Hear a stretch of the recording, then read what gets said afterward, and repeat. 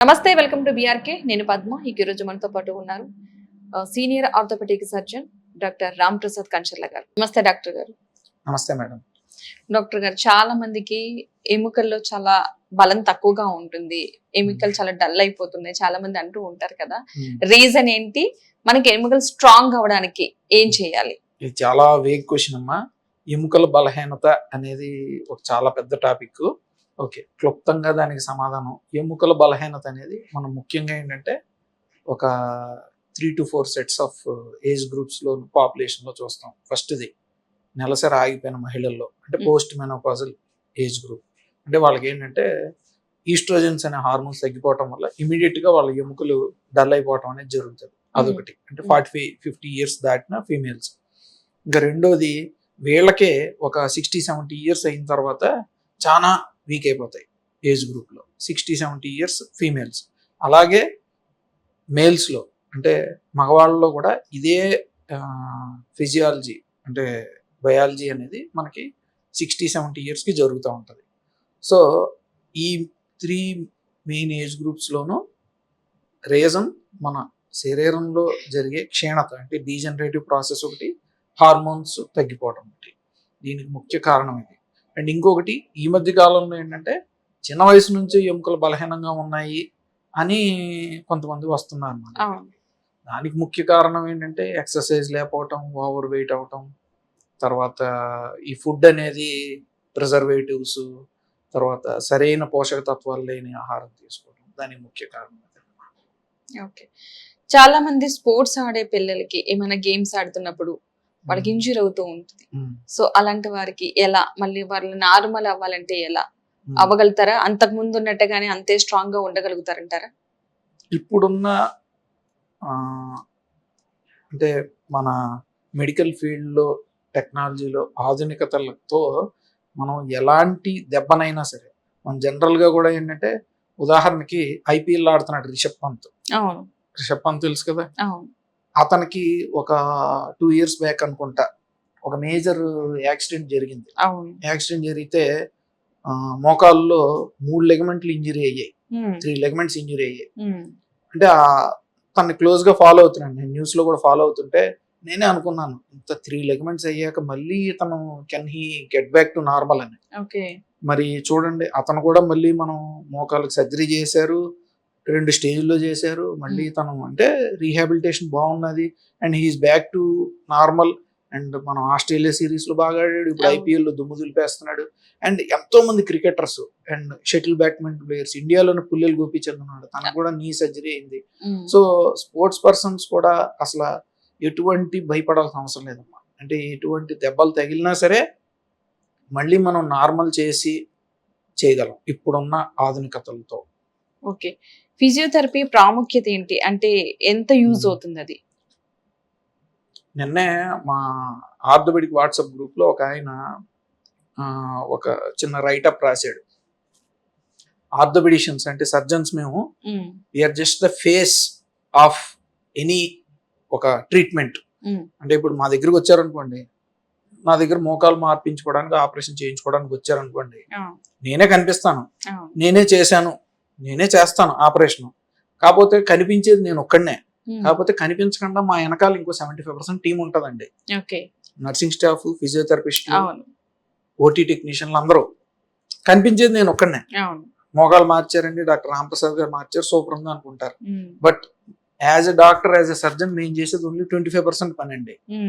Any surgical procedure or any treatment, orthopaedics లో ఫిజియోథెరపీకి 75% ప్రాముఖ్యత ఉంటుంది. సో అసలు మనం నెగ్లెక్ట్ చేయని బ్రాంచ్ ఏదైనా ఉంటే అది ఫిజియోథెరపీ అనమాట. ఎక్సర్సైజులు చేయటం అనేది అదనమాట దాని ప్రాముఖ్యత. డయాబెటీస్ ఉన్న వాళ్ళలో వాళ్ళ ఎముకలు ఎంత స్ట్రాంగ్ ఉంటాయి, అంటే వాళ్ళ ఎముకల ప్రాముఖ్యత ఏంటి అసలు? డయాబెటీస్ అనేదండి, అది మన బాడీలో ఒక రకమైన క్షీణతకి గురి చేయడానికి ఒక ముఖ్య కారణం. డీజనరేషన్ ఏమవుతుందంటే, ముఖ్యంగా డయాబెటీస్లో రక్తనాళాల్లో పరిమాణం అనేది తగ్గిపోద్ది. అంటే ప్రతి అవయవానికి కూడా రక్త ప్రసారం తగ్గిపోద్ది.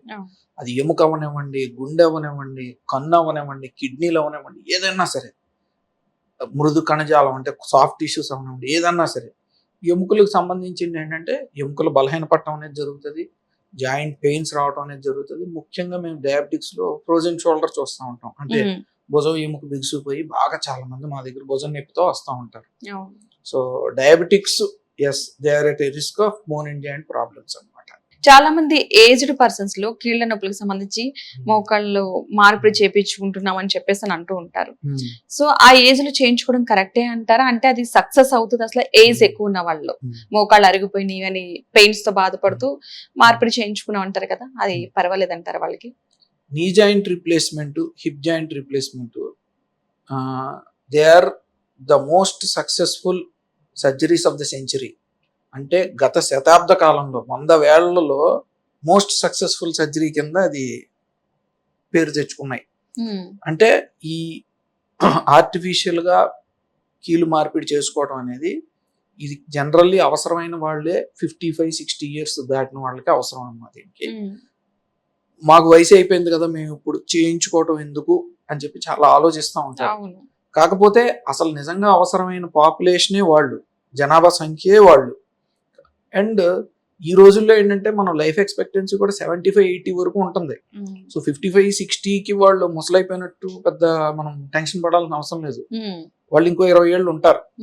ఆ లాస్ట్ 20 ఏళ్ళు కూడా వాళ్ళు ఏంటంటే ఆ నొప్పులతో బాధపడి ఎందుకు బతుకుతున్నాంరా అని అనుకోకుండా వాళ్ళని మళ్ళీ ఒక 10 ఏళ్ళు 15 ఏళ్ళు వెనక్కి తీసుకెళ్ళగలిగే ఈ టెక్నాలజీయే జాయింట్ రిప్లేస్మెంట్ టెక్నాలజీ. నిజంగా వాళ్ళు గ్రేడ్ 3, గ్రేడ్ 4 ఆర్థరైటిస్ ఉండి బాగా ఇబ్బంది పడుతుంటే కనుక అద్భుతమైన ఫలితాలు చూస్తామమ్మా. సో అసలు ఎటువంటి సందేహం లేదు. ఒకవేళ అలా చేయించుకుంటే ఎన్ని ఇయర్స్ వరకు ఇంకా, అంటే మళ్ళీ అలా 25 ఇయర్స్ వరకు రిజల్ట్స్ బాగుంటాయండి. ఇంకా మళ్ళీ ఇబ్బంది పడరు. ఓకే. ఎందుకంటే చాలా మంది భయపడుతూ ఉంటారు, ఈ ఏజ్ లో చేయించుకోవాలా లేదా, చేయించుకుంటే రిజల్ట్ ఎలా ఉంటది, చేయించుకోకపోతే ఎలా ఉంటాము అన్నది. అందుకే పెయిన్ అనేది కామన్ అయిపోయింది. అండ్ 50+ అనుకుందాం, ఇంకా బిలో వాళ్ళకు కూడా చాలా మందికి మోకాళ్ళ నొప్పులు వచ్చేస్తున్నాయి. ఏంటంటారు రీజన్ అసలు పర్టికులర్ గా? ఈ మోకాళ్ళ నొప్పులు 50 బిలో రావడానికి కూడా ఈ మధ్య కాలంలో మనం ఇందాక అనుకున్నట్టు మన లైఫ్ స్టైల్, జీవన శైలి విధానం బాగా మారిపోయింది. ఇదివరకు అంటే పొలం పనులు చేసుకునే వాళ్ళు, మంచి అగ్రికల్చర్ పనులు, తర్వాత రోజు మనకేంటంటే ఒక రకంగా పని ఉండేది, ఒక ఎక్సర్సైజ్ బాడీ.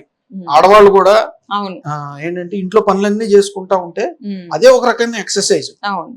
కాకపోతే ఇప్పుడు ఏంటంటే ఈ యాక్టివిటీస్ అన్ని తగ్గిపోతున్నాయి. ఈవెన్ నేనన్నా అంతేనమ్మా, అంతే. ఇప్పుడు మా నాన్నగారు చేసిన టైంలో పని నేను ఇప్పుడు చేయట్లేదు. ప్రత్యేకంగా నేను ఎక్సర్సైజ్ రోజు గంట సేపు చేయాల్సి వస్తుంది.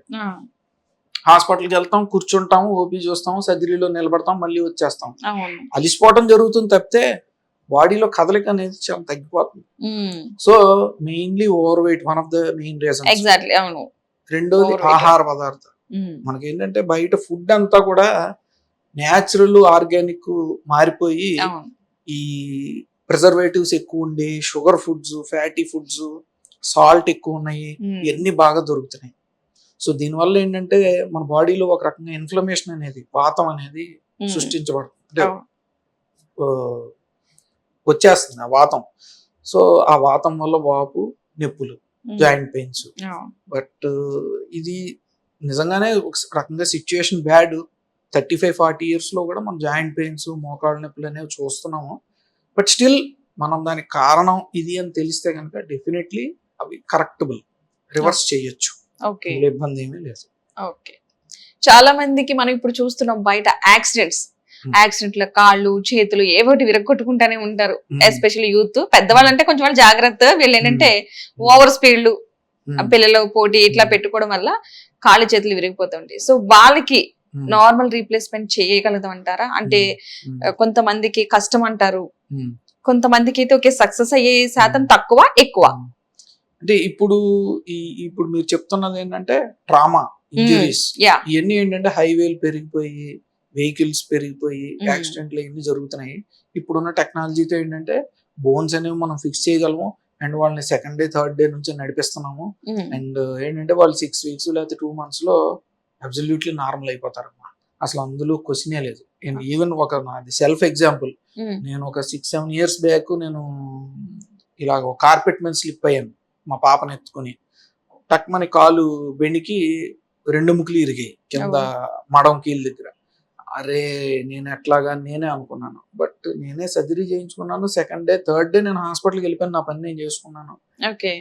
సో, భయపడాల్సిన అవసరం అయితే ఏమాత్రం లేదండి. You can okay. Get back to normal. Okay. ఈ ఆర్థోపెడిక్ సమస్యలకి సంబంధించి కొత్తగా వచ్చిన ట్రీట్మెంట్స్ ఏంటి టెక్నాలజీలో? హ్మ్. కొత్త రకంగా. కొత్తగా అనంటే ఇప్పుడు మెయిన్ మనకి ఫోకస్ రోబోటిక్స్ అన్నమాట. యాహ్! Main robotics. ఈ అంటే ఒక సర్జన్‌కి లేతే ఫిజిషియన్‌కి అంటే ఒక డాక్టర్‌కి ఖచ్చితత్వాన్ని పెంచేందుకు అంటే వాళ్ళు చేసే పనిలో ప్రెసిషన్, యాక్యురసీ పెంచేందుకు ఈ రోబోటిక్ టెక్నాలజీ ద్వారా మోకాళ్ళు మార్పిడి చేయటం అనేది ఇప్పుడు బాగా ఫేమస్ అవుతుంది. అండ్ దానివల్ల రిజల్ట్స్ కూడా బాగుంటున్నాయి.